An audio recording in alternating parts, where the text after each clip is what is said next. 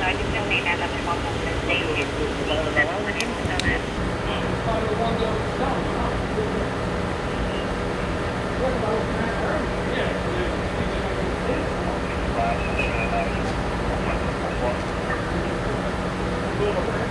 ¿Ah?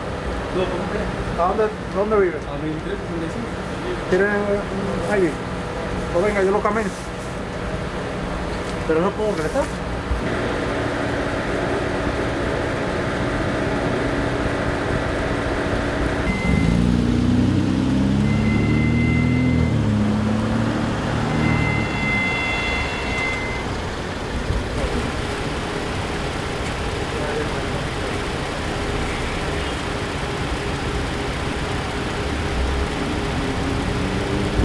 First, we want to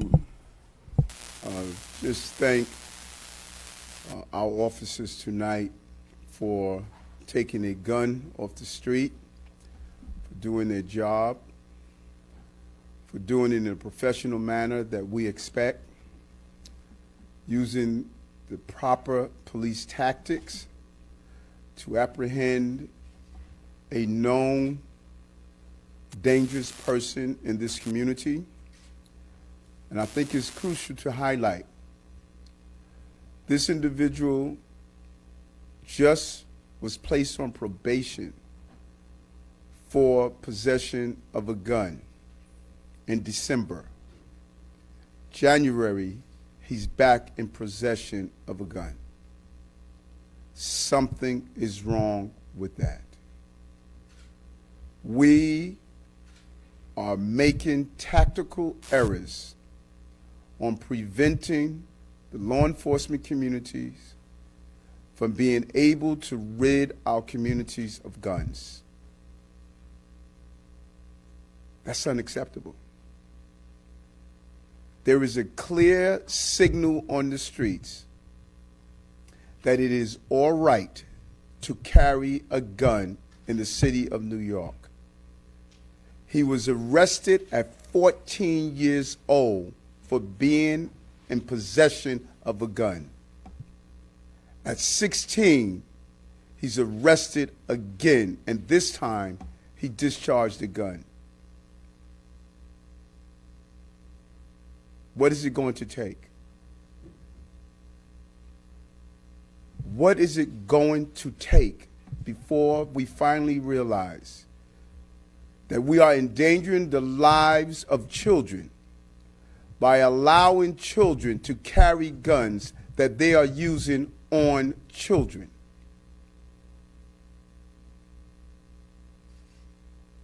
I am just frustrated with this. We are putting our communities in harm's way. We're putting our police officers in harm's way, and we don't seem to get it. It is unacceptable to be in possession of a gun in the city of New York. Yet there's signal on the street that it is acceptable. I want to take my hat off to these officers. They showed a great level of restraint, able to apprehend a person who was arrested for having a gun before. And they were able to apprehend him without taking the life of a person. My police commissioner is putting all the methodologies that are needed, all of the police personnel on the ground, coordinating with the right plan. But there's one thing we need. We need help. We need help. We need our lawmakers to look at this and the overproliferation of guns in our community. We need them to look at the energy that's out there that say it's okay to carry a gun. And then when we make good arrests like this, we need to make sure they're prosecuted. And I want to thank DA Clark for understanding how important this is. We need the entire team on board to keep our city safe. We should not be in this hospital right now thanking God that that officer is alive. It's unacceptable. And so I thank this precinct. I thank the men and women who are out on patrol tonight and made the decision to put themselves in harm's way to keep the people of this city safe. One officer shot is one officer too many. One civilian shot is one civilian too many. Our city must be safe. That's the promise I made, and that's the promise I'm going to keep. And we're going to utilize our agency to carry this out.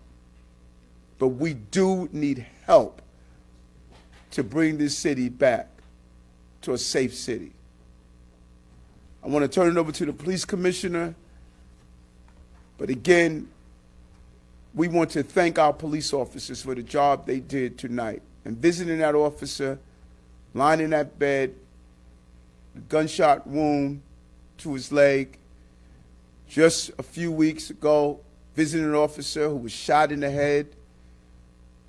Earlier today, visiting the family of a 19-year-old baby that was shot in Burger King. This can't continue. Commissioner. Good evening. We stand here once again to address you, mindful of how fortunate we are yet again. Our officers are going to be okay. Tonight at approximately 9:30 p.m., officers assigned to the 4-8 Precinct Public Safety Team were patrolling the area of Lorillard Place and East 187th Street. There were a total of 6 police officers in 2 unmarked police vehicles who were all in uniform. As the officers approached the corner of Lorillard Place and East 187th Street, they parked their vehicles and walked to 2356 Lorillard Place to address a large disorderly group of individuals at the location. Upon the officers' arrival, the individuals came out to the sidewalk. As the officers approached one of the men, he failed to comply with the officer's orders to remove his hands from his pockets. After several attempts to have the individual comply, he began to physically struggle with the officers.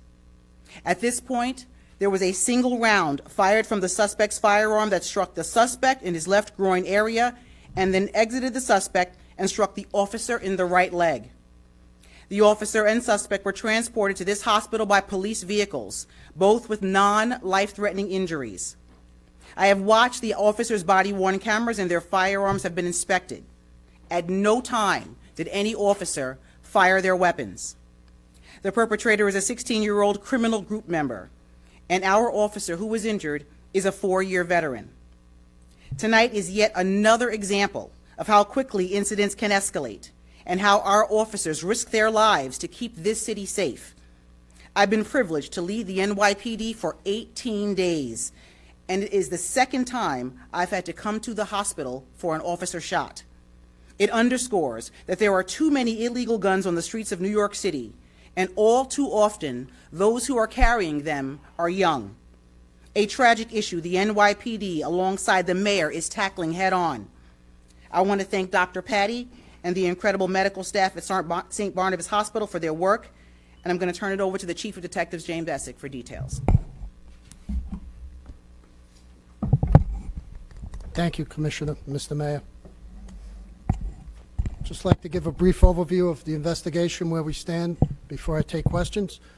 So at approximately 9:31 last night in front of 2356 Lorillard Place, a location known to us as a problematic block with drugs, gangs, and disorderly groups. Two PD vehicles consisting of 6 public safety officers approach of a group of at least 7 individuals. As they approach, one male steps towards a white auto parked in front of.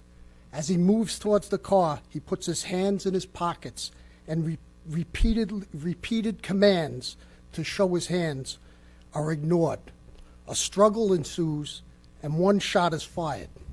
The perpetrator is struck in the left groin. A bullet travels through and strikes our officer in his right leg below the knee. Recovered at the scene is one deformed bullet, one 9mm Sig Sauer That gun is stolen from York County, South Carolina on October 17th of 2020. The perpetrator in this is a male 16 years old. He's a Railway Criminal Group member, which is a subset of the Crips. He was arrested on May of 2020 nearby on U Street in possession of a tourist firearm. He was charged as a juvenile delinquent and received probation starting in December of 21, and it ends in May of this year, 2022. That arrest was made by the same public safety team, who not part of these 6 individuals, but the same public safety team in the 4-8 who did that. So before we take questions, I'd like to turn it over to the PBA President, Pat Lynch. Thank you, Chief, Commissioner, Mayor. You know, what we saw tonight is both the problem and the solution. The problem, a person that's carrying a weapon that should have been paying the consequences for being arrested once, but nonetheless was out in the street and carried again, and now we have a police officer here in the street. The solution, police officers putting themselves in harm's way to take that gun off the street and then getting shot. So as a collective, we have an opportunity here to solve the problem that we see right in front of us, common sense.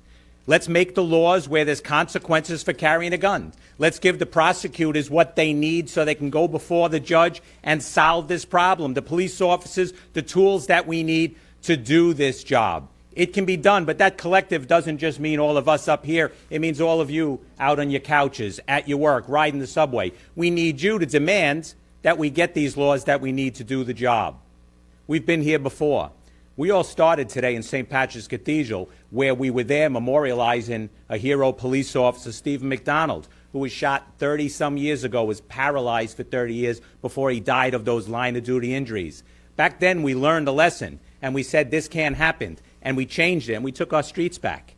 Well, let's remember that lesson, let's remember that hero, and let's change the things we need to change and move together as a collective.